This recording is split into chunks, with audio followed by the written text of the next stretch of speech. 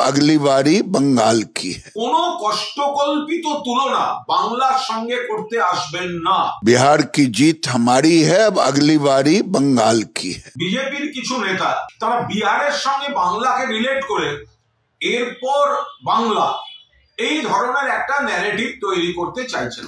খুব স্পষ্টভাবে বলে রাখি, বিহারের ফল যাই হোক, দয়া করে কোনো কষ্টকল্পিত তুলনা বাংলার সঙ্গে করতে আসবেন না।